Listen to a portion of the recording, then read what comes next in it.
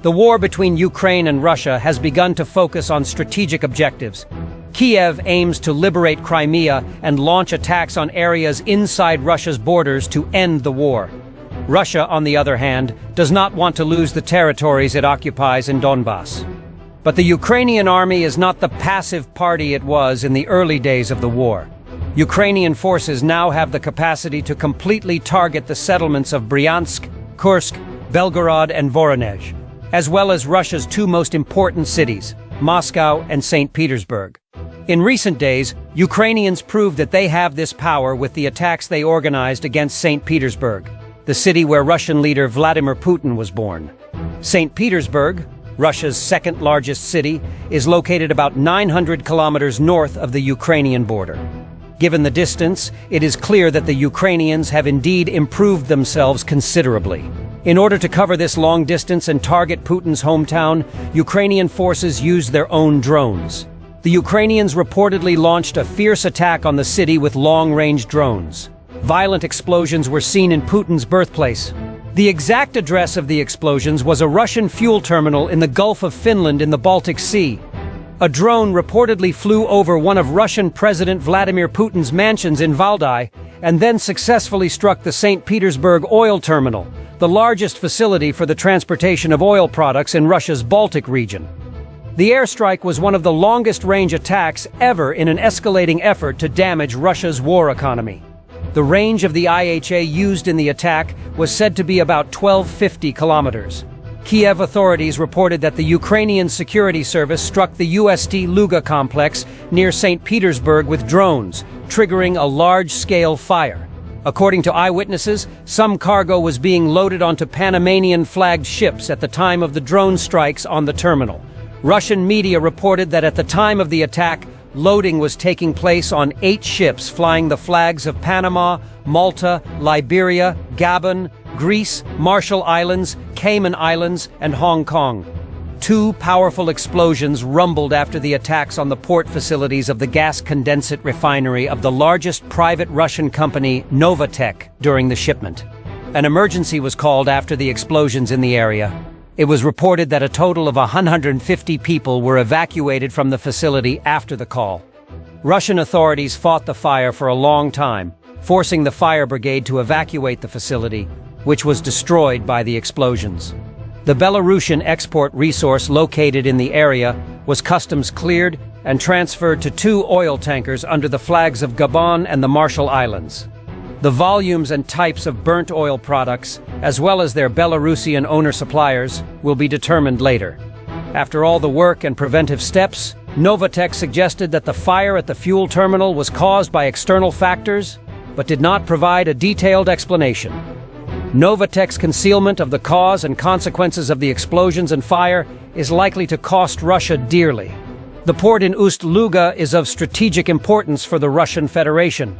With the help of many tankers sailing in the Baltic, the port supplies Russian oil to world markets and ensures both legal and gray exports of Russian oil. Moreover, the port is a supply base not only for civilian products, but also for the main Baltic fleet base in Baltiysk and the Kaliningrad region. The main warehouse at the port had a throughput capacity of 12.5 million tons per year, and it is also the largest loading and unloading facility in the Grand Port of St. Petersburg. The attack will therefore cause economic losses and disrupt logistics in the region to supply fuel to the Russian military, officials said. The effects of the attack have already swept Russia in a short period of time. Entry and exit to and from St. Petersburg has been cancelled. The attack probably also sent a chill through the Kremlin. Russian leader Vladimir Putin ordered emergency preparations in the city after the airstrike on St. Petersburg. Chief among these orders was to strengthen the city's air defenses. In response to recent successful drone attacks on Ukrainian facilities in the Leningrad region, Russian authorities have begun installing S-300 air defense missile systems around St. Petersburg, Russian telegram channel Astra reported. Footage taken by a local resident and shared on social media showed a vehicle carrying air defense equipment maneuvering towards the deployment site in St. Petersburg and blocking the road as it tried to turn around. These preparations seriously worried the city's residents. Videos of Russian forces' preparations in St. Petersburg were constantly being shared on social media. But will these Russian preparations be able to protect the city where Putin was born? Are the S-300s enough to defend St. Petersburg? The S-300 is a family of Soviet medium-range anti-aircraft missile systems. Serial production of the system began in 1975, and testing was completed in 1978. The first S-300 regiment was deployed for combat duty in 1979. By the late 1970s, this air defense system used more than 20 variants of missiles, including missiles, radars, electronic warfare capabilities, and modifications that differed in range. Currently, Russia uses 3 variants of the S-300 with high explosive warheads up to 144 kg. The S-300 complex consists of a launch vehicle, long-range surveillance radar, command vehicles, and attack radar, which allows the positioning of system elements up to 40 kilometers from each other.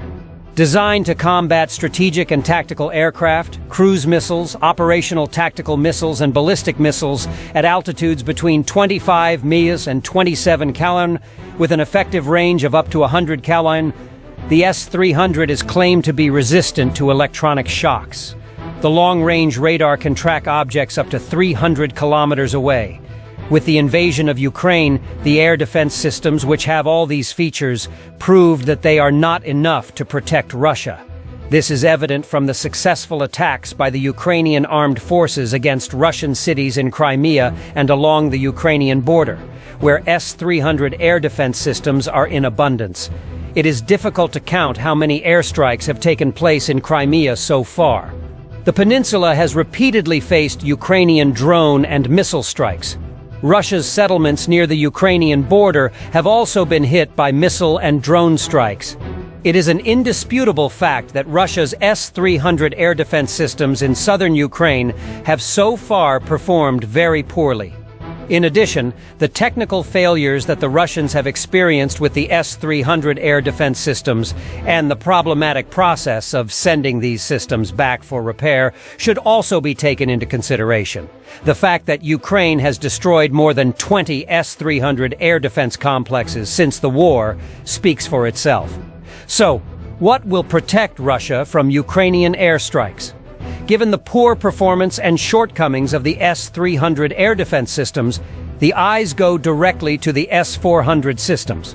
At over $600 million per unit, the S-400 is one of the most expensive air defense systems in Russia's inventory.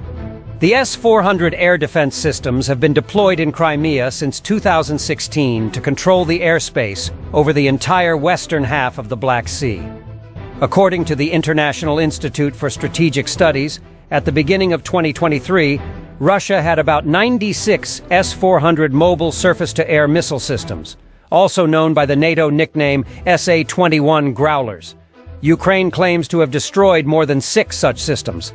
Although costly, the S-400s actually failed to provide Russia with adequate air defense during the invasion of Ukraine.